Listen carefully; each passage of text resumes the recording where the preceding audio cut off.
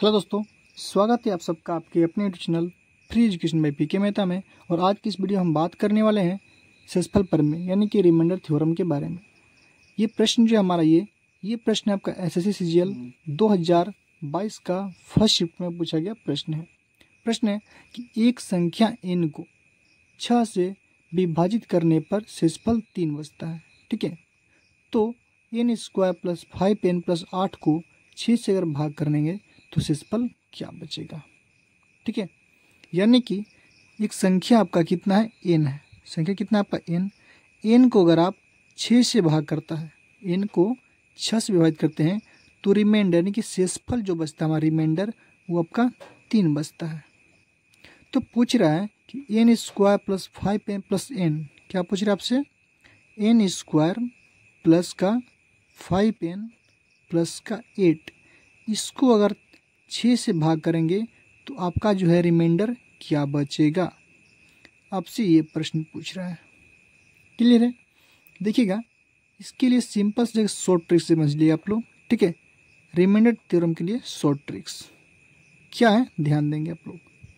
Short tricks for example मान लीजिए हमने लिया 7, क्या लिया 7 में अगर हम 4 से भाग करते हैं, कितना से 4 से, तो रिमाइंडर कितना आएगा आपका, तो रिमाइंडर आएगा आपका 3।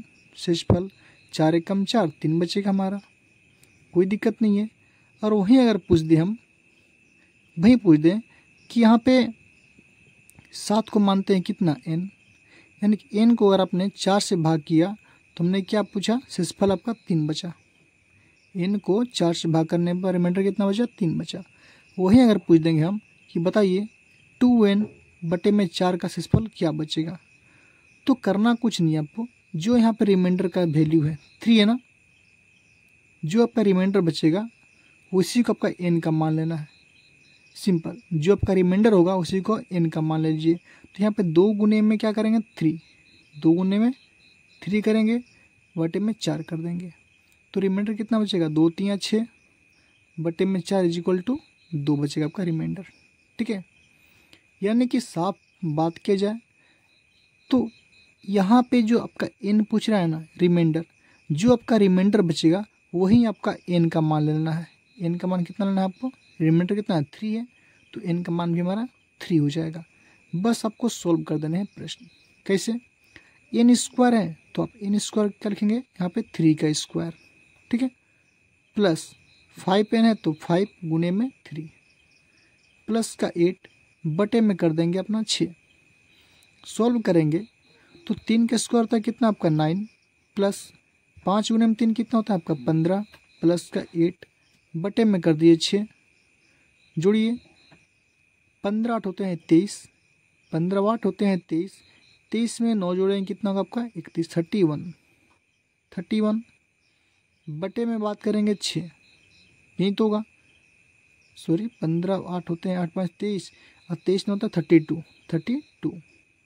ठीक है, 6 से भाग करेंगे 6 5 30, तो आपका रिमाइंडर कितना बचेगा, आपका रिमाइंडर हो जाएगा आपका 2 बचेगा, शेषफल 2 बचेगा हमारा। तो यानी ऑप्शन नंबर बी हमारा सही आंसर हो जाएगा। ठीक है, देखिएगा अगर डाउट है तो अगले प्रश्न में क्लियर हो जाएगा।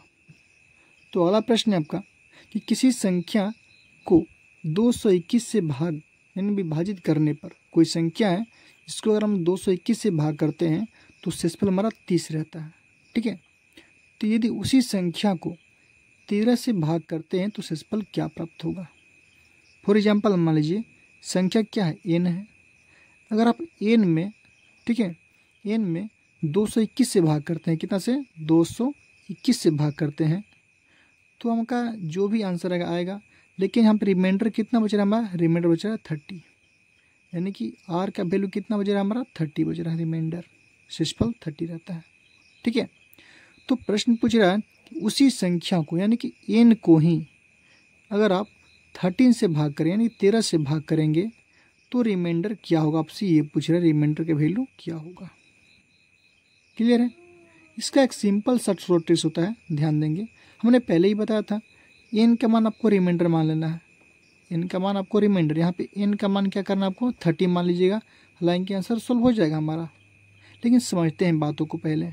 देखिएगा पहले सवाल में क्या कहता है, कि पहले सवाल में क्या था हम लोग का कि n बटे में कितना है आपका 221 है, तो रिमाइंडर कहता है कितना आपका 30।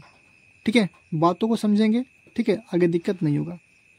फिर क्या कहता है हम लोग का, इसी n को भाग करते हैं 13 से, तो रिमाइंडर क्या होगा। ठीक है, देखिए ऐसे प्रश्नों में क्या होता है, जिस संख्या से भाग करते हैं हम लोग, ठीक है, वो क्या दूसरे का हम लोग गुणनखंड ही होता है। देखिएगा 221 जो है, 221 ये 13 का ही गुणनखंड है, 13 का क्या गुणनखंड है। बात करते हैं कैसे पता चलेगा, तो अगर आप 221 में अगर आप 13 से भाग करें, देखिएगा 13 कम कितना होता है 13, 9 बचेगा, 9 पर 1 कितना 91 और 13 सत्ते 91, यानी कि 17 और में क्या कट गया, यानी कि 13 से हमारा 221 क्या हुआ, पूरी कट गया, अर्थात 13 क्या ये गुणनखंड है, 13 क्या ये गुणनखंड है, कोई दिक्कत नहीं है। फॉर एग्जाम्पल मान लीजिए हमने कोई संख्या लिया, मान लीजिए हमने यहाँ लिया 9, क्या लिया 9, ठीक है, अगर 9 में हम 2 से भाग करेंगे, शेषफल कितना बचेगा 1 बचेगा हमारा। अगर हम 2 का कोई गुणनखंड लेते हैं, इसी संख्या को 9 को फिर से भाग करते हैं 2 गुणनखंड यानी कि 4 से, तब भी हमारा 1 बचेगा ना। अगर इसी 9 को हम 8 से विभाजित करें, 2 गुणनखंड 8 भी तो है, तो कितना बचेगा हमारा, देखिए आप लोग 1 बचेगा, सॉरी गुणनखंड नहीं गुणज, क्या होता है गुणज। गुणज वही संख्या होता है, 2 का टेबल बोलिए, 2 का टेबल 2 दूनी 4, 2 3 6 और चौकी 8, क्लियर डबल्स है। ये सब के सिर्फ क्या है 2 के गुणनखंड ही तो है, 1 ही तो बज रहा है हमारा। इसी प्रकार बात करते हैं हम लोग यहाँ पे 13 से हमारा क्या हुआ फैक्टर, इसका 13 का फैक्टर था, ये 221 फैक्टर था, तो 13 से हमारा कट गया। तो आप चाहो तो ये अप्लाई कर सकते हो ट्रिक n = 13। ठीक है, ऐसे प्रॉब्लम क्या होता है हम लोग का, जब दोनों का हर कट जाता है, उस कंडीशन में क्या करते हैं, जो भी हमारा रिमाइंडर होता है ना, जो भी रिमाइंडर होता है उसमें हम लोग दी हुई संख्या से भाग करते हैं। ठीक है, तो हमने पहले ही बोला था कि n का जो वैल्यू मानना है वो आपको रिमाइंडर मानना है, कितना है 30 है, तो n का वैल्यू 30 मान लीजिए आप। ठीक है, और n बटे में क्या है 13 है, तो यहाँ पर मान लीजिए कितना 30 बटे में 13, बाकी सोल्व कीजिए, तो 13 दूनी कितना होता है 26, तो बचेगा कितना 4, यानी कि रिमाइंडर क्या होगा हमारा ये 4 हो जाएगा रिमाइंडर। क्लियर है, ऑप्शन नंबर बी हमारा सही आंसर हो जाएगा, ऐसे भी ऑप्शन नंबर बी हमारा सही आंसर हो जाएगा। ठीक है, देखिएगा एक और प्रश्न समझाने के मुद्दे से हम बात करते हैं। ठीक है, समझाने के मुद्दे, मान लीजिए कि n में यानी कोई संख्या जिसमें हम लोग भाग करते हैं 15 से, n में भाग किया हमने 15 से, और रिमाइंडर बचे कितना हमारा, रिमाइंडर बच गया हमारा 2, मान लीजिए 20, मान लीजिए n में 2 से भाग करने में रिमाइंडर 20, तो रिमाइंडर कभी होता नहीं, ये भागफल से क्या होता है भाजक से छोटा ही होता है, इसलिए हम 2 मान लेते हैं।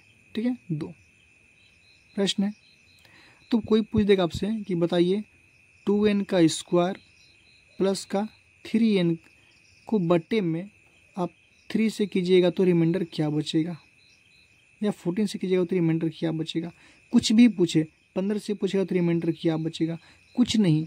यहाँ पे n जो है ना हम लोग का n, उसका मान आपको सिंपल रिमाइंडर ही धरना है, जो आपका रिमाइंडर होगा 2 है तो 2 धरिए, सोल्व कीजिएगा, तो 2 गुने में क्या होगा n स्क्वायर, यानी कि 2 का स्क्वायर करेंगे, प्लस है तो प्लस, 3 गुने में 2 करेंगे आप, बटे में 3 है तो 3 कर देंगे। ठीक है, क्या होगा 2 का स्क्वायर होता है 4, 4 गुने में 2 कितना होते हैं 8, प्लस 3 गुने में 2 कितना होते हैं 6, बटे में 3 करेंगे, 8 6 होते हैं कितना 14, बटे में करेंगे 3, तो रिमाइंडर बचेगा कितना हमारा 2, 3 चौके 12।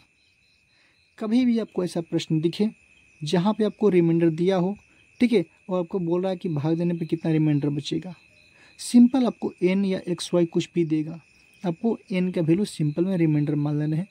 n रहेगा तब, x रहेगा तो x का वैल्यू मानना है, y रहेगा तो y का वैल्यू रिमाइंडर ही मानना है, बाकी आपका प्रश्न बन जाएगा इस ट्रिक से। तो उम्मीद करते हैं आप लोगों को वीडियो पसंद आया होगा, तो प्लीज़ वीडियो को लाइक कीजिए, शेयर कीजिए और हमारे चैनल को सब्सक्राइब कीजिए।